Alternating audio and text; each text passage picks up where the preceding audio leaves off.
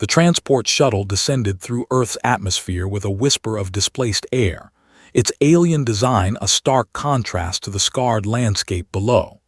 Captain Marcus Chen stood at the landing pad's edge, his weathered uniform bearing the insignia of the Terran Defense Coalition, a symbol that had once meant desperation, now meant victory. 3 years. 3 years since humanity had turned the tide of the Galactic War. 3 years since the dragons of Drakmor had witnessed something that shattered their millennia of cosmic arrogance, humans who refused to break. The shuttle's ramp extended with a hydraulic hiss, and Ambassador Thorin descended first, a towering dragon in his humanoid form, scales glinting like polished obsidian in the afternoon sun. Behind him came the procession, but Marcus's breath caught when he saw her. She was radiant. The female dragon walked with a grace that seemed to defy gravity itself, her scales shimmering between deep crimson and molten gold depending on the angle of light. In her semi-humanoid form, she stood nearly 7 feet tall, with wings folded elegantly against her back and a tail that moved with serpentine fluidity. Her face possessed an otherworldly beauty, sharp, noble features with eyes like burning amber that seemed to hold the wisdom of ages. "Captain Chen," Thorin's voice rumbled like distant thunder, "may I present Seraphina of the Crimson Peak clan. As per the Treaty of Reconciliation, she is offered to you as a gesture of our people's deepest respect and gratitude." Marcus felt his jaw tighten. A gift. They were calling her a gift as if she were property. The very notion made his stomach turn, despite the dragon's assurances that this was their highest honor. "Ambassador," Marcus replied carefully, "with all due respect to your traditions, humanity doesn't." "I volunteer, Captain." Seraphina's voice cut through his objection like a silver bell, melodious yet carrying an undercurrent of strength. "This is not bondage. This is choice." Her amber eyes met his, and Marcus saw something there that surprised him: determination, curiosity, and perhaps a hint of challenge. "The dragons of Drakmor have ruled the Andromeda sector for 12,000 years, Thorin continued, his tone heavy with meaning. "We have conquered worlds, subjugated species, and believed ourselves invincible. Then we encountered humanity." Marcus remembered. Everyone remembered. The dragons had arrived at Earth with their armada, expecting another easy conquest. They had been wrong. "Your people fought with a ferocity we had never witnessed," Thorin said. "Outnumbered, outgunned, with inferior technology, yet you never surrendered. When we destroyed your fleets, you fought from the ground. When we bombarded your cities, you retreated underground and struck back. When we thought we had broken you, you emerged stronger." Marcus's mind flashed to the Battle of New Geneva, where he had commanded a battalion of soldiers against a dragon warpack.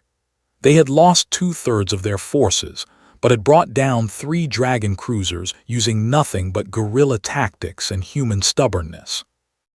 "And then," Thorin's voice dropped to something approaching awe, "you boarded our flagship. You, Captain, and 47 other humans fought through 300 dragon warriors to reach our war primus.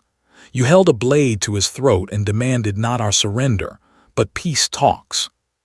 Seraphina spoke again, stepping forward. "I was there that day, Captain. I saw you standing in the command chamber, bleeding from a dozen wounds, your armor shattered, surrounded by the bodies of friends and foes alike. You could barely stand, yet your hand never wavered. You could have killed our leader and become a legend among your people. Instead, you offered mercy." "Mercy that came with conditions," Marcus replied, the memory still sharp. "Freedom for all the species you'd enslaved, reparations for the worlds you'd destroyed, and an end to your expansion. Conditions we accepted because you taught us something we had forgotten in our millennia of dominance," Thorin said. "That true strength lies not in the ability to conquer, but in the wisdom to know when not to. That honor is not found in victory alone, but in how one treats the defeated." Marcus looked at Seraphina again. She was still watching him with those burning eyes, and he realized she was measuring him, judging him by some standard he couldn't quite grasp. "In dragon culture," Serafina said softly, "to serve a warrior of great honor is itself an honor. I requested this assignment, Captain Chen. I wanted to understand the species that could defeat us not through superior force, but through superior spirit." "I don't need a servant," Marcus said flatly. "Then perhaps you need a student," she replied with a slight smile that revealed just the hint of deadly teeth.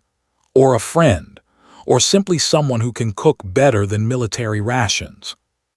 Despite himself, Marcus felt a smile tugging at his lips. The last part might be useful. The formalities were completed, documents were signed, and Ambassador Thorin departed with his entourage. Marcus found himself standing alone with Serafina on the landing pad as the sun began to set, painting the sky in shades of orange and purple. "This is awkward," he admitted finally. "Profoundly," she agreed, and this time her smile was genuine. "Your dwelling place." Marcus led her to his apartment, a modest space in the officers' housing complex, made smaller by her presence. She looked around with undisguised curiosity, her tail swishing as she examined the Spartan furniture, the holographic photos on the wall, the shelf of actual paper books. "You collect physical texts," she observed, running a claw-tipped finger along the spines. "How wonderfully primitive." "Coming from a species that breathes fire, I'll take that as a compliment," Marcus replied, moving to the kitchen. "Are you hungry? I mean, do you eat human food or—" "We are remarkably adaptable," Serafina said, following him. "Though I confess I have never tried Earth cuisine. During the war, we only saw your military rations." "Trust me, you didn't miss anything." Marcus began pulling ingredients from the refrigerator. "My grandmother taught me to cook before she passed, said a man who can feed himself is a man who can survive anything." Wise words. Serafina watched as he worked, and gradually she began to help, following his instructions with surprising eagerness. Her claws were surprisingly dexterous, and she moved with a precision that spoke of natural grace. They ate together in comfortable silence at first, but as the evening wore on, conversation began to flow more naturally. "What was it like?" Marcus asked finally. "Your world before the war?" Serafina's expression grew distant. "Beautiful, terrible. We were apex predators who had evolved beyond the need to hunt, conquerors who had forgotten why we conquered. We had everything and appreciated nothing." She paused, taking a sip of wine. Marcus had been surprised to learn dragons could tolerate alcohol, though it took considerably more to affect them. "Then we met humanity, and we remembered what it meant to struggle, to fight for something beyond glory." "We fought for survival," Marcus said quietly, "for our families, our home." "Yes," Serafina agreed, "and that made all the difference. We fought because it was what we had always done. You fought because you had something worth dying for. That is a power no weapon can match." The days turned into weeks and weeks into months. Serafina proved to be far more than a servant. She was brilliant, insightful, and possessed a dry wit that matched Marcus's own. She studied human culture voraciously, devouring books, watching films, engaging in long discussions about philosophy, history, and the nature of civilization. Marcus found himself looking forward to coming home each day, to the conversations they would have over dinner, to her unique perspective on human affairs. She challenged him, made him think, made him laugh. And gradually he realized that the barriers between them, species, history, the weight of war, were dissolving. One evening, 6 months after her arrival, they stood on his balcony watching the stars emerge. The same stars that had once brought death and destruction now seemed peaceful, full of possibility. "Do you regret it?" Marcus asked, "choosing to come here?" Serafina was quiet for a long moment, her wings rustling slightly in the evening breeze. "I thought I came to learn about humanity," she said finally, "to understand the species that had defeated us, but I have learned something more important." "What's that?" She turned to face him, and in her amber eyes he saw something that made his heart skip.